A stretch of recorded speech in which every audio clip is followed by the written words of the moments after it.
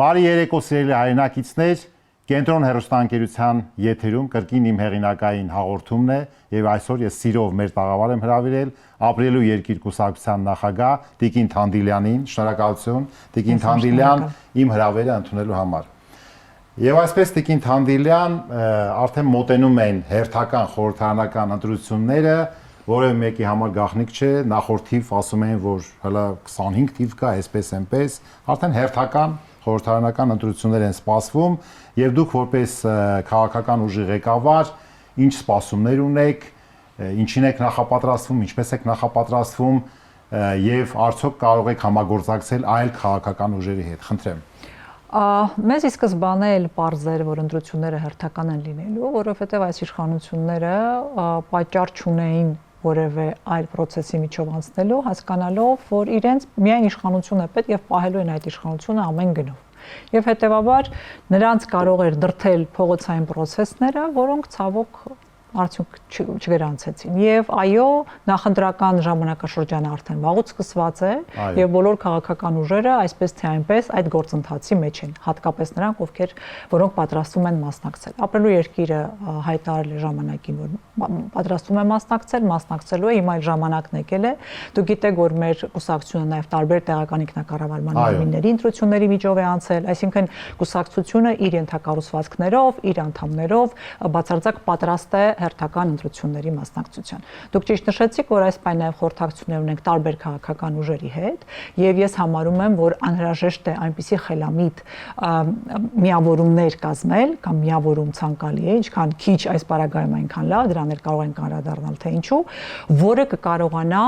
այս իշխանությունների, այսպես կոկորտից բռնել ընտրական process-ին եւ թույլ չտալ վերարտադրվել։ Եվ այդ տրամաբանությամբ էլ հենց մենք բանակցում ենք ուժերի հետ։ Շատ բարի։ Ասել է թե ես արդեն հասկացա, որտեվ իսկապես բոլորն էլ դա անկալում են, որ այն քաղաքական ուժերը, որոնք առանձին կամ միայնակ մասնակցելով կարող են փոշիացնել, չաղթարել շեմը 4%-ը, այդ դեպքում իսկապես փոշիացվող ձայների շեմը շատ ավելի բարձր կլինի եւ դա կգնա կվերաբաշխվի, արդեն պարզ է թե որտեղ, սա մեկ եւ երկրորդ, անկեղծ միայն ես ուզում եմ ակնկալեմ, տեսեք, այս փուլը իհարկե մի փոքր միգուցե վաղ է, որովհետեւ քաղաքական հավակնությունները, այսպես ասած, false start-ի տրամաբանության մեջ շատերը չեն ուզում բացահայտեն, շատ շուտ, ավելի վաղ ընտրական բուն գործընթացից, ինչ եք կարծում, հաղթելու շանս ունեն ոչ իշխանական ուժերը եւ թե ուղղակի ավելի շատ հայտ են ներկայացնում խորհրդարան անցնելու համար։ Այս պահի դրությամբ, որտեղ դա կարող է փոխվել։ Այո, ես իսկապես առհասարակ չեմ սիրում process անելու համար, չեմ սիրում մասնակցած լինելու համար, եւ եթե ես իրատեսական շանս չտեսնեի, կարող է եւ ձեռնպահ մնայի զուտ այն պատճառով, որ միևնույնն է այն պարլամենտում, որտեղ իշխանությունը ԿՊՆ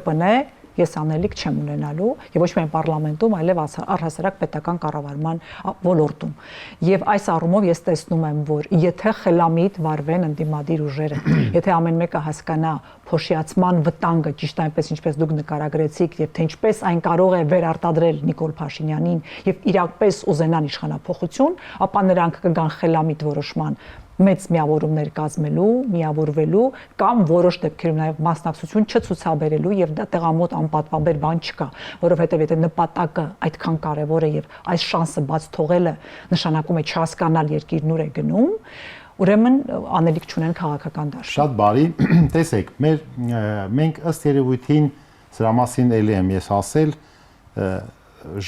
կարճ ժամանակահատվածներ 4 տարի, 5 տարեկան միջնաժամկետում, այսպես ասած, մեր ժողովուրդն էլ է փոխվում, նրա ճաշակն էլ է փոխվում, նրա սպասումներն էլ են փոխվում, բայց միևնույնն է, մեկ բան ես զգում եմ Տիկին Թանդիլյան, որ ժողովուրդը սենց ասույթ էլ ունի, որ այսինչին չտանք, բաում տանք։ Այսինքն չեմ ասում բոլորն են այդպես, որտեղ ընդունենք իշխանության ձայն տվողները հստակ են, որ այսինչ սեգմենտը անպայման տալու է։ Որոշ քաղաքական ուժերին էլ որոշ չափով պարզա, բայց մի մեծ զանգված ունենք, որը կարող է 60%-ի չափ լինի, 55-ից 60%, որ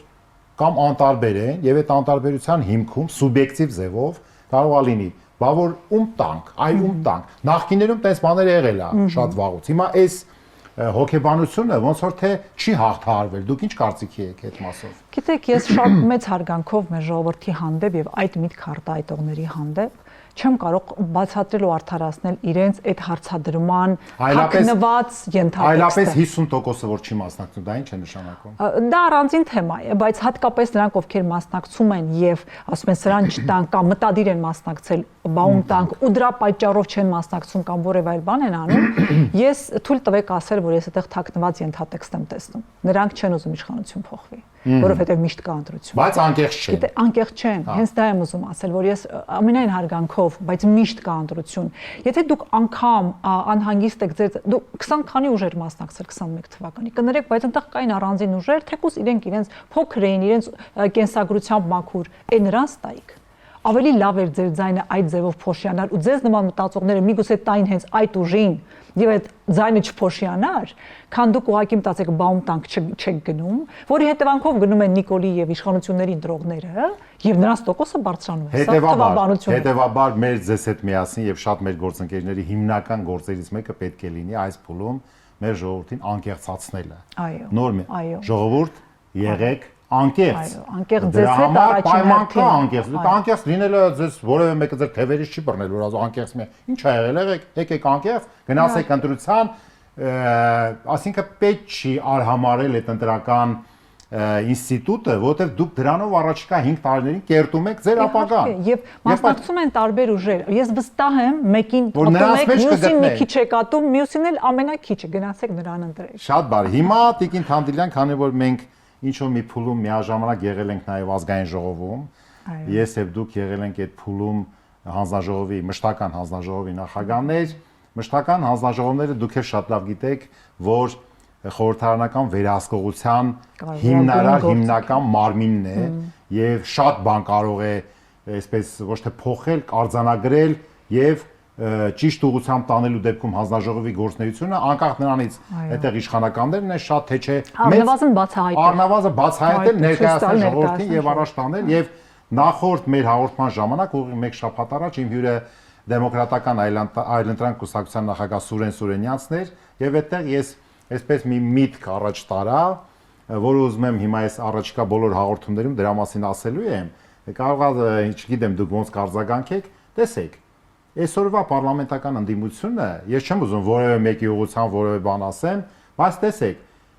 կային այդտեղ նաև իմ հյուրը падգամավոր, որ 5 տարվա ընթացքում որևէ օրենք չեն ընդունել։ Մի անգամ դրոշի մասին օրենք են ընդունել։ Չի ստացվել։ Իրենք ընդունել են, որ չի ստացվել ոչ հանձնաժողովներում, ես պատահական չխոսեցի հանձնաժողովների մասին, տեսեք, ինչ եք կարծում, եթե հիմա նախընտրական փուլում ընդունենք կան նախընտրական ծրագրեր են լինելու, մեսիջներ են լինելու, որտեղ ընտրություններից հետո եթե պարլամենտ չեն անցնում, sense մի խոսույթ էլ կա, որ ասում է մեզ չհաջողվեց կամ մյուսն է նրան ասում է ձեզ չհաջողվեց, ձեր ծրագրերը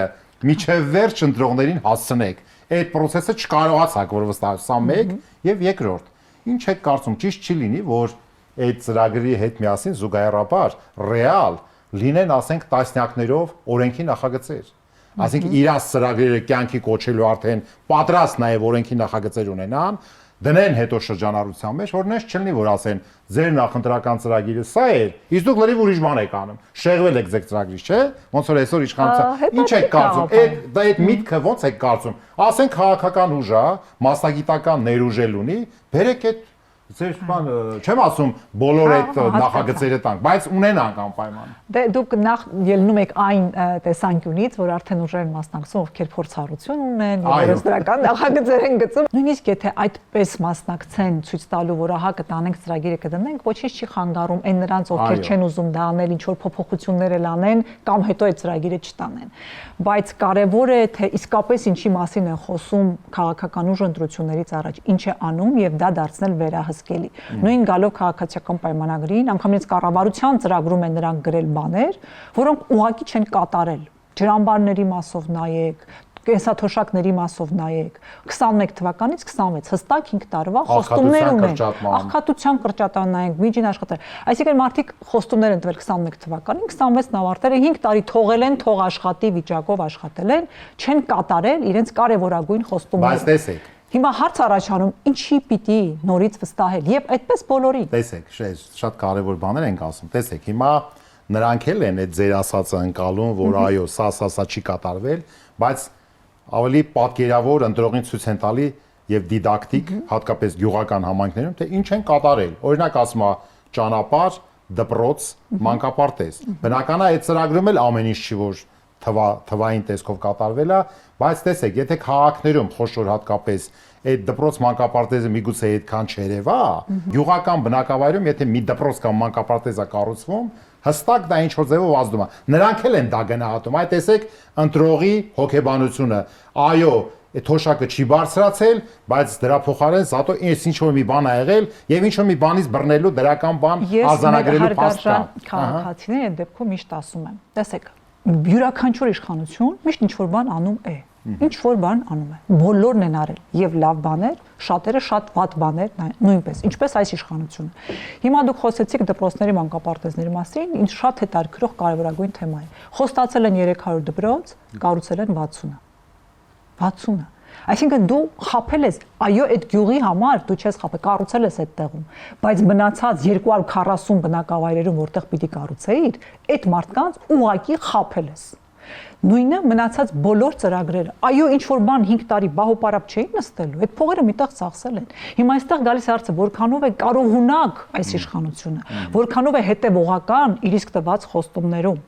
Եթե ասել է, որ կենսաթոշակը պետք է բարձրանա դառնա 61000 դրամ, 62000 դրամ, այսօր 49 է։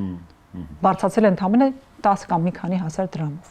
Որքանով է դա լուծել խնդիրը։ Այսինքն մարդիկ ասել են, ինչ որ բաներ կրկնում եմ, բոլորն են միշտ արել։ Չկա իշխանություն, որ 5 տարի ոչինչ չանի, 0, չի լինում այդպես։ Բնական աճնել է դա բարտադրություն, չեն փակվել այդ նախագծը։ Մնում է դին թանդելյան, որ տվյալ գյուղի կամ բնակավայրի բնակիչ չի իմանա, որ նախատեսված է այստեղ։ Այ հիմա դա է պետք խոսել։ Ոչ էլ գիտի, որտեղ այո, հիմա անցնենք առաջ, դուք նաև երկար տարիների փորձառություն ունեք ֆինանսական, հաշվապահական բնագավառում, նաև եղել եք ազգային ժողովի ֆինանսա-բյուջետային,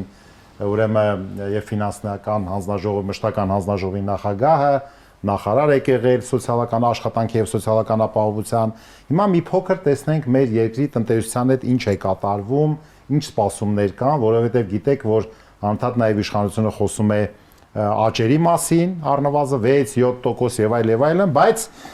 հիմա տեսնենք ինչ է կատարում։ Ես մի քանի վիճակագրական այսպես փաստեր հնչեցնեմ։ Առայժմ պաշտոնապես կա հունվար-նոյեմբերը 25 թվական ներառյալ, երբ կարճ ժամանակ հետո կլինի, բայց արդեն կարելի է կանխատեսել։ Տեսեք, մեզանում արտահանման ծավալը 25 թվականի հունվար-նոյեմբերին, ուրեմն կրճատվել է, ուրեմն առնվազն 40-ից ավել, 40.6%։ Ընդ որում Այսպես ես պետք է մի քիչ ասեմ, թե որ ուղղությամբ է կրճատվել, դեպի Արաբական Միացյալ Էմիրություններ 56%-ով է կրճատվել, դեպի Չինաստան 30-31%-ով է կրճատվել եւ դեպի ԵԱՏՄ, այսինքն դեպի Ռուսաստան ընդամենը 9%-ով։ Սրանից մենք կարող ենք ենթադրել, որ այդ վերաարտահանում եւ այլ այդ գործընթացները արդեն իջել են այլևս ամենանվազագույն մակարդակի, որոնք ինչ որ պայմանական դիվիդենդներ բերեցին։ Սրա հետ միասին պետք է ասենք, որ նաև եթե ես նայում եմ արտահանման կառուցվածքը, իսկ ներկրումն էլ է կրճատվել, ներկրումն է կրճատվել 26%-ով։ Հիմա նայենք արտահանման կառուցվածքը։ Ինչ եմ ես ասում, քիչ հետո արդեն ավելի կպարզեցնեմ խոսքս։ Տեսեք, արտահանման կառուցվածքում էական փոփոխություններ չեն կատարվել դեպի Ռուսաստան, այսինքն սնունդ, խմիչք, իսկ ուղղությունը դեպի Եվրոմիություն, որ նախկինում պղնձի խտանյութներ գնում, դա գնում է հիմնականում դեպի Չինաստան, կապված նաև բաժնետիրոջ, Քաջանի պղնձամոլիբդենային կոմբինատի բաժնետիրոջ փոփոխությամբ, բայց նաև ես նայելով թե դոլարի հետ ինչ է կատարվում ամերիկյան, մենք տեսնում ենք, որ այս կուրսը, որ գահավիժում է դոլարը, ես տեսնում եմ, որ արտահանողները էապես տուժելու են, որտեղ այդ կուրսի իջեցումը բերում է ներկրողների համար մեծ եկամուտներ, այսինքն ապրանքը բերեցիր, վաճառեցիր, ավելի շատ դոլար կարող ես առնել, դա մյուսը հակառակը։ Արտահանեցիր, ստացար, պետք է աշխատավարձ ծախսեր փակես, դա էլ ավելի քիչ դրամ է ստանալու։ Այս առումով ինչ կարծիք եք, որ պետք է այստեղ այնուամենայնիվ չնայած հրճակված է, որ լողացող կուրս է, որ կենտրոնական բանկը իսկապես անելիք ունի այս առումով։ Այսինքն մենք պետք է կուրսը ինչ որ ձևով շտկենք, որովհետև եթե տենց գնա, այսինքն մեր արտահանումը վտա առանց էլ ասեցի իջել է։ Ինչ վերաբերում է դեպի Ռուսաստան արտահանմանը, ես խոսել եմ նաև տարբեր արտահանողների հետ, քանի որ ռուսական ռուբլիներ էր երերուն վիճակում, բավականին տևական։ Մարդիկ իրենց պայմանագրերի մեծ մասը կնքել են դեպի Ռուսաստան արտահանման դոլարով։ Եվ այս պարագայում նույնիսկ եթե ուղղությունը դեպի Ռուսաստան է, այդ դեպքում դոլարի կուրսի գահավիժումը նորից ազդելու է էապես մեր արտահանողների վրա։ Ինչ կարծիք ունեք այդ։ Դե սա արդեն փաստ է, որ ազդում է, եւ հենց թվերն են, իրենց հրապարակած թվերն են դա ցույց տալիս։ Բայց մինչեւ դրան անդրադառնալը, ես ուզում եմ նաեւ խոսենք տնտեսական աճի գնահատականների մասին, որովհետեւ դա նաեւ դրա հետևանք է։ Եվ այդ վեհամբարձ տոները տնտեսական աճի թվերի ցուցանիշների վերաբերյալ ամենևին արդարացված չեն, որովհետեւ մենք պիտի տնտեսական աճը նաեւ համեմատենք տարածաշրջանում ինչպիսի տնտեսական աճ է, մեր համեմատելի երկրներում ինչպիսի տնտեսական աճ է։ Այո, որովհետև ինձ վստահ եմ ավելի լավ գիտեք դուք, թե դա ինչ ազդեցիկ արտաքին գործոնների ազդեցության ներքո է ձևավորվում։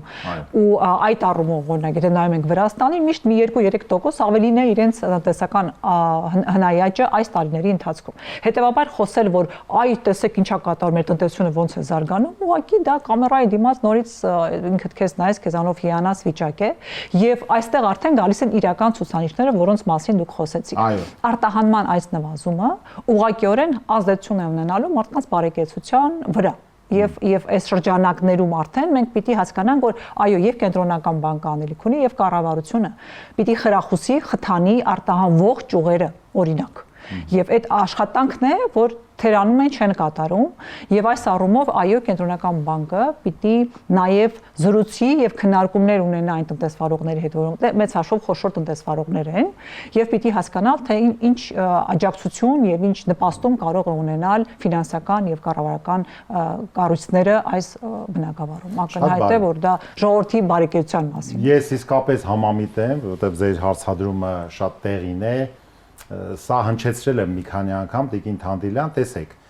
իսկապես իրական տնտեսական աճը համախառն ներքին արդյունքի ամեն ինչի հիմքում է դրված, ասինքն տնտեսական զարգացման հիմքում։ Աճը ինչի համար է, որ տնտեսապես զարգացում ունենանք, որպեսզի բարեկեցությունը լավանա եւ մի կարեւոր բան, որ ներառականություն ունենանք, որ մեր հերոստատիտողը կարող է այդ ներառականությունը այդքան էլ լավ չպատկերացնի, որ այդ աճը արդարացի բաշխվի։ Մենք հեռու ենք կոմունիստական բաշխման սինդրոմից, բայց ինքը արդարացի բաշխվի եւ մենք տեսնում ենք, որ այդ ներառականությունը չկա։ Հիմա շատ մարդ օգտվի այդ աճից։ Այո, ավելի շատ մարդիկ օգտվեն։ Հիմա տեսեք, այս տնտեսական աճի այսպես ֆորմուլան, բանաձևը ես մի երկու հաշվարկ արել եմ, մի քիչ ավելի այսպես հարկային արտոնությունների հաշվի չառնելով ասեմ, 1% տնտեսական աճը մոտավորապես մինչև 25 միլիարդ դրամ լրացուցիչ մուտք ապերում պետական բյուջե։ Մի 1-2 անգամ ասել ենք, որ որպեսզի թոշակը 10,000 դրամով ավելանա, որի մասին շատ է խոսվել, պետք է մոտ 2.5% տնտեսական աճ, այսինքն մեր թոշակառուների թվականակը հաշվի առնելով բազապատկած 10,000 դրամ, բազապատկած 12 ամիս, մեզ պետք է 72 միլիարդ դրամ։ Դա մոտավորապես 2.5-3% տնտեսական աճն է։ Ցավոք սրտի իշխանության մոտեցումը այնա, որ չէ, այդ տնտեսական աճից եկեք բաժին չանենք թոշակառուներին, եւ իմ համար մի քիչ անհասկանալի է, որ ունենալով մոտ 600,000 ընդհանրական 490 պլյուս ընդհանրական թոշակառուներ, հանկարծ այդ 10,000 դրամը կարող է նսեմացվի, այսինքն ինչի անենք որ էակ դրա փոխարեն ընդունենք, ես կարծում եմ իհարկե պետք չի հակադրել թոշ 10,000 դրամ կամ 20,000 դրամ թոշակի բարձրացումը, ոչ առողջապահական համընդհանուր ապահովագրությանը, ոչ էլ այդ քեշբեքին, այսինքն այդ վճարին։ Պետք չի դա մեկը մյուսին հակադրել, այլ ընդհանուր ինչ որ մենք ասում ենք ներառականություն, որ ամեն մեկը իր փոքր բաժինը ստանա։ Համաձայն եք դուք։ Իհարկե, տեսեք, այդ քեշբեքը ինքը մի թոշակառուի համար աշխատում է, մյուսի համար ոչ։ Մարդիկ ապրում են գյուղական համայնքներում, այդ հնարավորությունը չունեն։ Այո, այսինքն դու ֆորմալ հրապարակել ես եւ գոհ ես էլի քեզանից, բայց մարդիկ իրենց կյանքում փոփոխություն չեն տեսնում։ Կենսաթոշակը կարող է եւ պետք է բարձրացվի, հատկապես խոսքը նվազագույնի մասին է, որովհետեւ 65 պլյուս մարդիկ, այո, պետք է նվազագույնը դառնա սպառողական նվազագույն զամբյուղի չափ։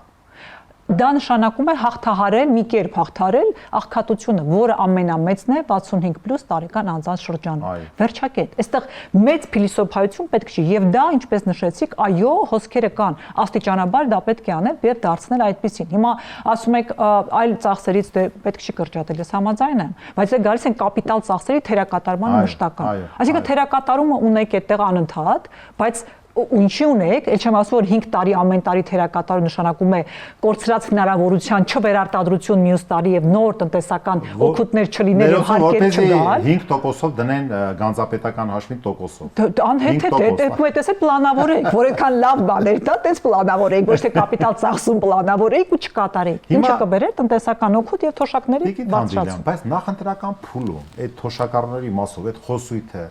Այսինքն միգուցե իշխանությունը այնքան վստահ է,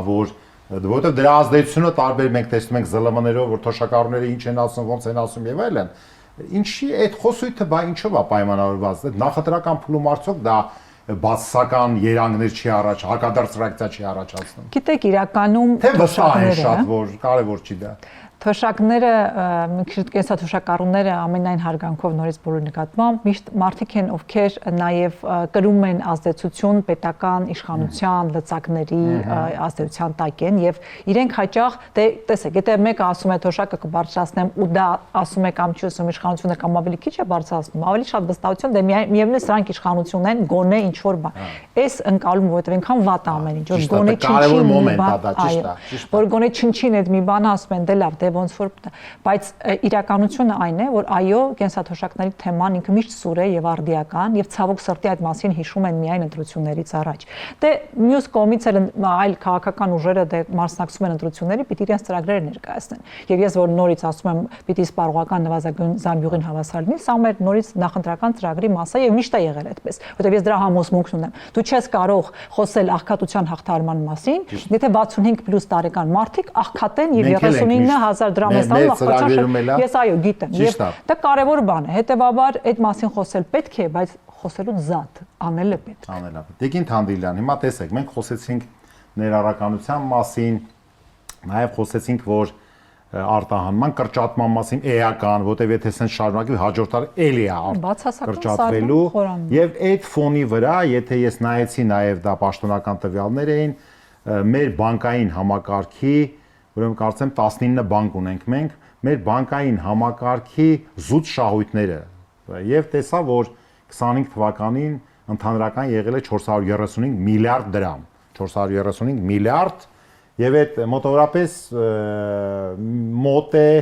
մեր պաշտպանական ծախսերի, մոտ մի փոքր սոցիալական պաշտպանության, ես էլ միշտ այդպես համեմատում։ Հիմա այդ 435 ուրեմն միլիարդի մեջ էլ Ուրեմն 100 առաջի եւ երկրորդ տեղեր զբաղեցնող բանկերը մոտավորապես միասին 200 միլիարդ է նրանց զուտ եկա, այսինքն 19 բանկի մեջ խոշոր առաջի երկրորդը անուններ չհնչեցնեմ, մոտավորապես 200 միլիարդն է։ Եվ այդ երկուսն էլ ներառված են առաջի 6-յակում խոշոր հարկատուների, որտեվ 25 թվականի ուրեմն խոշոր հարկատուների կառուցվածքն էլ է փոխվել համեմատական չեմ ուզում վերարտանման հետ կապված ուրեմն կազմակերպություն հետո գալիս են մեզ հայտնի խոշոր ձեռնարկություններ եւ հետո 5-6-րդ տեղում երկու բանկերը հա այս առումով տեսեք մենք շատ ենք խոսում եւ top management-ը բանկային համակարգի այստեղ պետք է չեմ ուզում հնչեցնեմ բայց էապես շատ բարձր ուրեմն ստացել են դիվիդենդներ նու դիվիդենդ չասեմ պարգևավճար ասեմ տարեվերջյան որովհետեւ միջազգային բանկային մենեջմենտում Սենց մոտավորապես տոկոսային հարաբերություն կա։ Եթե տվյալ բանկի բաժնետերերը ստանում են X ծավալի մաքուր եկամուտ, դրա 10%-ը ընդունված է, որ որպես top management-ի, այսինքն ընդունենք 5-ն են, 7-ն են, 10-ն են։ Այսինքն այս առումով մեր այսպես ֆինանսական կարողություն ենթակառուցվածքի բանկային համակարգի մեջ մի ձևի տնտեսական համակարգի քաշին կարևոր բան, քաշին չհամապատասխան մեծ գեներացիա ա եղել ֆինանսական եւ միգուցե պետական կառավարման համակարգը փորձել է այդ ապահովավճարների մասին որ շատ է խոսվում ինքը համադրելի դառնա դրա չնայած ընդհանրապես շատ հեռու է համադրելի լինելից հիմա նայեք այնտեղ այդ գեներացիան եղել է հիմա մենք չենք կարող բանկային համակարգի մասին ասենք որ անարդար շատ մեծ եկամուտներ են ստացել չնայած մեր օրենսդրությունը դեռ ստացվել է այդ վերարտանում եղել է ռուս-ուկրաինական կոնֆլիկտ եկել են գնացել են հիմա կարար չլներ կարար եւ լներ հիմա որ եղել է հիմա կարող է ով որ ասենք բանկային համակարգում top management-ի անդամ ա եղել մի 2 տարի առաջ դուս ա եկել ասել ես ոնց թողեց չէ նույն այդ ազդեցությունների հետևանքով տնտեսական ակտիվություն է եղել ռուս-ուկրաինական պատերազմի վատ բան է բայց դրա հետևանքով էլ տնտեսական աճ է եղել հետեւաբար այո բանկերն էլ իրենց գործունեությունն են ցավալել դրա հետևանքով հա հիմա ասինքն իմ միտքը այն է որ ստեղ էս համակարգը գեներացել շատ մեծ եկամուտներ ներառականության մասն են խոսում բայց այն տնտեսական ակտիվության արդյունքում ձևավորված եկամուտները այդ թվում բյուջետային չեն գնացել բաշխվել իմ կարծիքով արդարացի գիտեք հենց այդտեղ է դուք նաև կոմպոնենտները շեշտեցիք թե որոնք են դրանց պատճառները եւ այստեղ որ արդարացի լինենք անպայման չի որ այդ ամբողջը հենց վաստակել են այդ բանկերը մեր բնակիչների հաշվին այսպես որ ձևակերպեմ էլի այո դա process-ների մեծ մասը այլ դրսի քաղաքացիների հետևանք է եւ այո եկել են հասել այդ կետին ես միշտ էպես կան չէ մարդիկ որ տխրում են որ ուրիշները արստանում են ես ուրախանում եմ ինձ համար դա հաճելի հատկապես որ դա հաշիվ չէ մնացածի բայց այո այս առումով ես շատ կուզենայի որ նաեւ բանկերը տվյալ եւ ասարակայլ կարողանան ավելի շատ սոցիալական ձեռնարկատիրության մասնակցություն ունենալ հասկանալ որ այո այդ շահույթները ունեն եւ գեներացում են մի երկրում թափանցիկ վճարում են հարկեր ընդունում են բայց իրենք մաս կազմեն հասարակության խնդիրների եւ լուծումների օրինակ գիտենք որ շատ մարդիկ վարկային ծանր պարտավորությունների տակ են դա ՀԿ-ի եւ հաշիվների կալանքի տակ են այո այս տեսակ մարդկանց իրենց առնվազն բանկերում իրենք պիտի քայլ անեն այս իրավիճակը փոխելու համար եւ ես կուզենամ որ իրենք հենց այդ տեսանկյունից էլ դիտարկեն իրենց վարկագիծը որովհետեւ կրեն սոցիալական պատասխանատվություն պետության առջեւ որտեղ նաեւ շահույթները իրականացրել Տիկին Թանդիլյան համամիտեմ ես հիշեցի 5 տարի առաջ երբ որ մենք էլի այս հարցերը քննարկում ենք վարկառուների մասով այն ժամանակ կար 2 միլիոն 250 հազար վարկառու խոսքս վարկային միավորների մասին է որտեղ մեկ մարդը կարող է 2 կամ մի քանի վարկ ունենա հիմա մոտ 2.5 միլիոն մենք վարկառու ունենք եւ այդ 2.5 միլիոն վարկերի նախ մեծ մասը դրանք սպառողական հիպոթեկային վարկեր են մի մասը ավելի քիչ գյուղացիական վարկեր եւ նաեւ միջև 600-700 հազար դրամ սպառողական վարկերը ունեն մոտավորապես 1.5 միլիոն վարկառուներ այսինքն մարդիկ փողը վերցնեն ցուցանիշը սա է արդեն խնդիրը այստեղ ոչ թե որովհետեւ մարդիկ դե կամ մյուս կողմից դե վարկը վերցնում են որովհետեւ կարող են վճարել ցույց է տալիս կայուն եկամուտ ոչ բաղադրությունը կապ ունի վարկի տեսակի հետ դա սպառողական վարկ է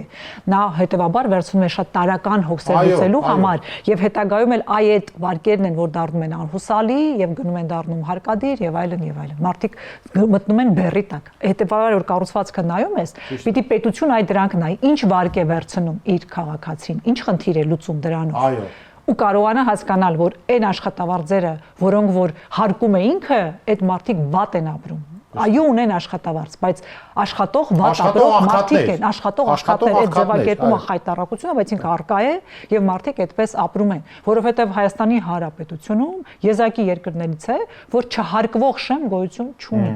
Գոնե մինիմալը ամեն դրամը հարկվում է։ Ամեն աշխատավարձը վատ ապրող 100-150 հազար դրամ ստացող մարդը հարկ է վճարում այս երկրում, երբ որ միջին ապրուստը մոտ 300-400 հազար դրամ է Երևանում, բայց 150 հազար դրամից մարդկանց աշխատավարձը չի անցնում, մարդիկ հարկ են վճարում։ Այդ սխալ մոտեցումը։ Մոտավորապես 350 հազար մարդ ստանում է մինչև 150 հազար։ Չնայած որ միջինը 300 հազար է եւ այդ մարդկանց հաշվին է այդ միջինը, բայց դրանք մի քանի հոգի են, մի քանի հոգին ցավոք սրտի ունենում են տենց մեծ ազդեցություն փոքր Մենք պետք է մեր հերոստատեղ դիտողին կարողանանք շատ པարզ ցույց տանք, որ այս թվերի յետևում մարդկանց կյանքեր են եւ մարդկանց ճակատագրեր աղքատության մեջ ապրող 200,000 երեխա։ Տեսեք, օթևան կորցնելը վարկերի հատկապես ժամկետանց դուժուտուգանքների հետևանքով սա խայտարակ բան է, տեղել անելիք կա, որ այդ դուժուտուգանքները պետք է խմբավորվեն մի հատ գնահատվեն դրանք ինչեր Ինչից են են առաջանում, ինչու են դրանք այո առաջանում ես իհարկե լուծում բանկերի գտնել։ ուղղությամբ չեմ ուզում այդպես քարնետեմ դեպի իրանց բոստանը բայց այս 435 միլիարդ զուտ եկամտի պայմաններում մի հատ պետքա տեսնել թե ինչ կարելի է սոցիալական մեծենատության թեկուզ այո պարտավորություն ստանձնելու համար անեն եւ երկրորդ քանի որ ես եմ շատ շփվում այդպես վարսագույն կրթության ոլորտում շրջաններից շատ սրա մասին շատ եմ ասել ուսանողները գալիս են եւ ստիպված աշխատում են վաճառող, չգիտեմ ինչ որ ամենատարբեր աշխատանքներ, որ ուսման վճարը վճարեն, այլապես դուրս կմնան բուհից, դուք գիտեք, որ նաեւ առաջարկ Հայաստանի շրջանակներում Գագիկ Ծառուկյանը բավականին այսպես ներկայացուցչական, այսպես ավելի շատ հետարքիր մի ծրագիր իրականացրեց, որտեղ երիտասարդները, հարյուրավոր երիտասարդներ առաջարկներ տվեցին, թե ոնց են պատկերացնում իրենց ապագան եւ նաեւ կարծում եմ, որ այդ համագործակցությունը միշտ եղել է եւ միշտ կշարունակվի, կարծում ենք, որ մենք մեր երիտասարդները պիտի տեր կանգնենք։ Ուսանողը ունի գիտելիք, ունի նորմալ առաջադիմություն, ինքը պետքա դուրս չմնա։ Սա կարեւոր փաստ է։ Եվ քանի որ անդրադարձանք նաև այսպես դոլարի անկմանը եւ բանկային համակարգին, տեսեք, մենք տեսնում ենք նաև ինչ ռեկորդային թռիչքներ են արձանագրում ոսկին եւ արծաթե։ Ահա։ Հիմա եթե sense մասնագիտական լեզվով ասեմ, ընդունենք մի 20 տարի առաջ, 25 տարի առաջ մարդը ոսկի առել դրելա մի կողմ։ Եթե տենց մի քիչ նրա ակտիվության մասին ասեմ, մի քիչ նորմալ չէր լինի ֆիզանձի համար ոսկին գցի մի տեղ մոռանա տեղը ոնց որ բիտկոին է այսօր որ հետին թող ասում են այդպեջան 150 $100 էր մի քանի տարի առաջ առա մի քանի բիտկոին գցեի տեղը մոռանայիր հիմա այդ բիտկոինը ինչ է եւ հիմա այս պարագայում բայց չէ որ նորմալ բիզնեսով զբաղվող մարդը գիտի որ այդ գումարը եթե գեներացներ ինքը շատ մեծ էր 25 տարում կամ այդ ոսկին որ դներ ընդեղ հիմա դրա համար այդ այսպես կարճ ժամկետի համար այդ թռիչքները մարդկանց մոտ ինչ որ բաներ են առաջացնում եւ մենք գիտենք որ ժամանակին մեր կենտրոնական բանկը հրաժարվեց ոսկու պաշարներից եւ ոսկու պաշարները վաճառեց իսկ հիմա շատ երկրներ ոսկի բիտկոին առնում են եւ իրանց ռեզերվները կենտրոնական բանկերը պահում են նաեւ դրանով ինչ եք կարծում նախ ասեմ որ մենք ոսկի երևի շատ քիչ ենք հիմա արտադրում կամ չենք արտադրում մենք Հայաստանը տարեկան ոչ ռաֆինացված վերջնական ոսկի մինչև 4-4.5 տոննա ոսկի ենք արտադրել։ Հիմա կապված սոտքի հանքավայրի խնդրի հետ մենք մենք թե ինչ ասած չգիտենք եւ երկրորդ ինչ կարծիք եք արժի որ մեր կենտրոնական բանկը այնուամենայնիվ սկսի ոսկի ձեռք բերել։ Դե այս պահին երբ որ թանկանում է, չարժի։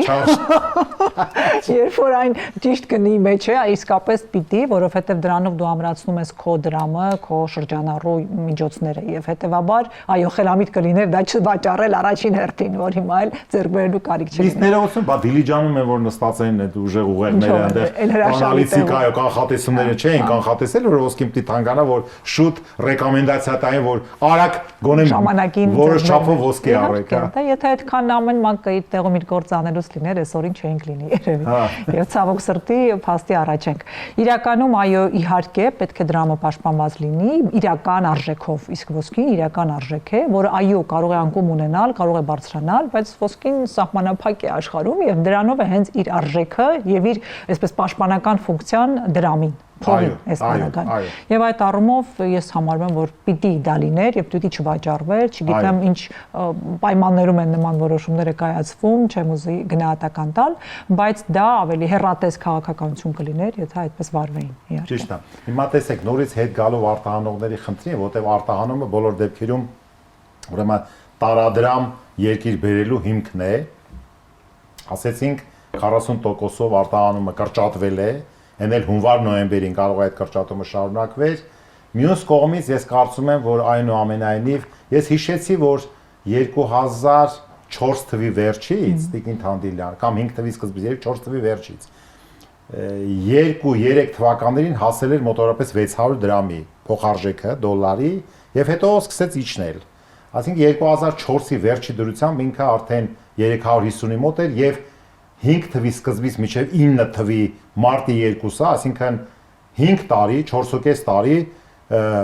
կայուն մենք ունեինք 1 ամերիկյան դոլարը 307 դրամ փոխարժեքում եւ մարդիկ իսկապես դրամ էին պահում, կենտրոնական բանկը ասում էր դրամ պահեկման, հետո գիտեք որ արդեն համաշխարհային ֆինանսատնտեսական ճգնաժամի հետևանքով կուրսը սկսեց թռնել, այդ մի օրում մարտի 2-ին 2009 թվի 307-ից դարձավ 370 եւ հետո 14 թվին Ղրիմի հետ կապված նորից բար եւ մենք ունեցանք մինչեւ 2021 թիվը այն ինչ որ արդեն 480 դրամ էր։ Հիմա սկսել է հետ իջնել, դա նշանակում է որ դոլարային ծածկույթը բավականին մեծ է,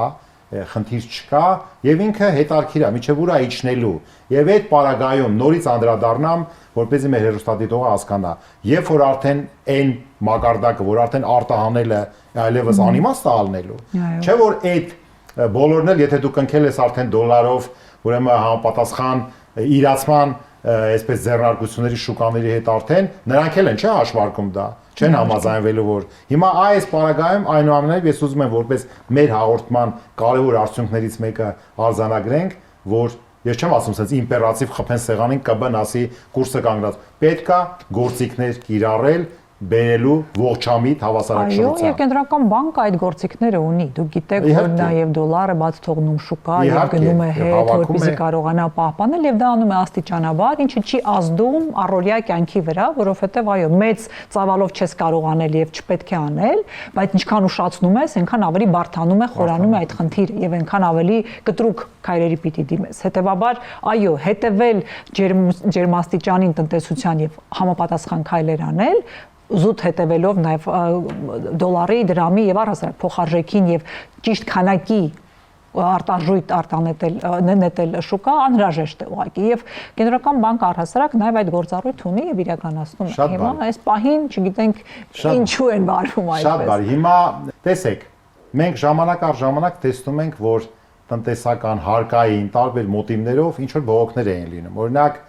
1 տարի առաջ թե երբ շրջանառության հարկի կրկնակի աճի պարագայում 5-ից 10%, հետո եւ այլն, մարդիկ հավաքվեցին, բողոքեցին։ Հիմա մենք տեսնում ենք, որ 26 թվականին գույքահարկը արդեն լիիրավ կմտնի այո ամբողջությամբ եւ մոտորապես միջին հաշվով 4 անգամ թանկանում է անցած գույքահարկից։ Եվ այսպեսի շատ հարցեր մենք տեսնում ենք, որ բեռը այսպես մեծանում է քաղաքացու վրա եւ փոքր միջին բիզնեսի վրա, իսկ մեր կրեդոն միշտ եղել է, դուք էլ լավ գիտեք, որ միշտ փոքր բիզնեսը պետք է կարողանա դառնա միջին, միջինը խոշոր, այլապես եթե ամբողջ կյանքում մարդը ասում է այստեղ, այս փոքրիկ կրպակում աշխատում եմ 50 տարի դա նորմալ չի։ Հիմա այս պարագայում Տիկին Թանդելյան, տեսնում եք, որ այդ բողոքները գնում են, մեկ էլ հոպ, ասենք իշխանությունը մարսեց, ասենք այլ որևէ այլ բողոք չկա։ Կամ գույքահարկը, իմ մոտեցումը էս է եղել, միշտ ընթերցնում եմ։ Եղբայր լավ, մենք համայնքին տվեցինք 4 անգամ շատ, ուրեմն գումար գույքահարկ։ Իսկ տեղը ինչ ծառայություն ենք ստանում, ինչ որակի, արդյոք դիմացը ստանում ենք։ Այս հարցերը ես որ հաղորդման սկզբում ասեցի օրենսդրական նախաձեռնությունների մեծ փաթեթներ, տասնյակներով, մի 100 օրենսդրական նախաձեռնություն հենց գնում է, ընդունեք դու իշխանություն ես, պետք է անես։ Եթե իշխանություն չես, ուրեմն պատրաստ եք եւ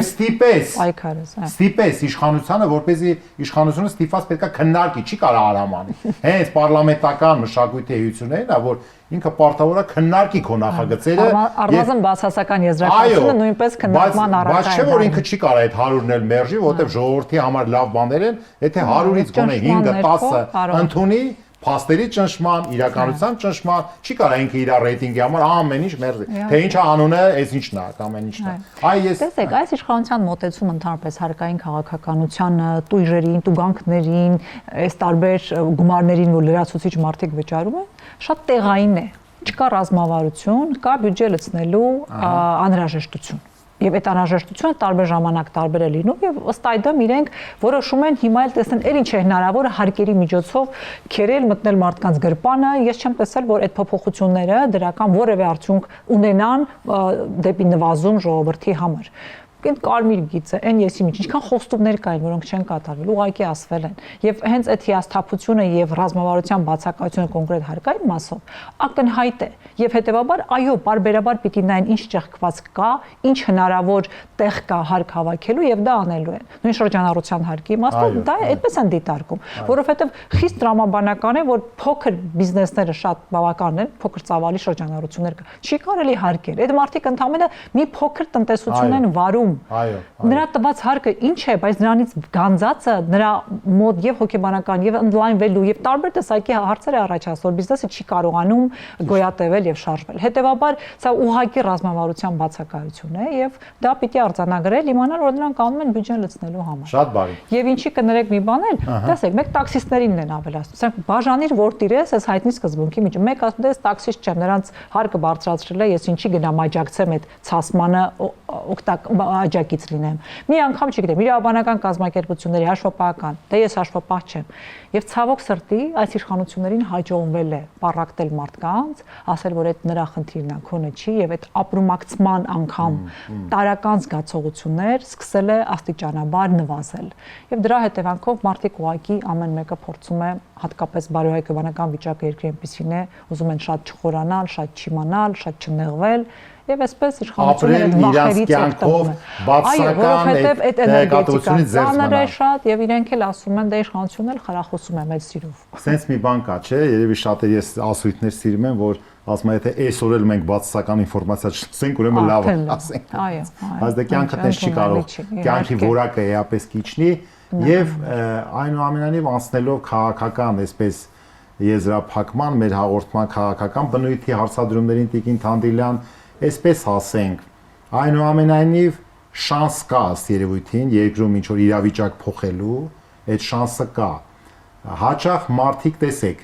ինչ որ բաներ են ասում, այստեղից դաբրո կա, այնտեղից դաբրո չկա, այս ինչը սենց է, այդ բաները պետքա վերանան, ինչ դաբրոների մասին է խոսքը, գնացել են որտեղ ինչ որ բան ճշտ են գան, այս ինչը ստեղից է թելադրվում։ Այդ բաները իսկապես ոնց որ թե հաղթահար, պետքա հաղթահարված լինեն, եթե չեն հաղթահարվել, եւ կարծում եմ, որ մենք հաղորդման սկզբում ճիշտ նշեցինք, որ պետք է լինեն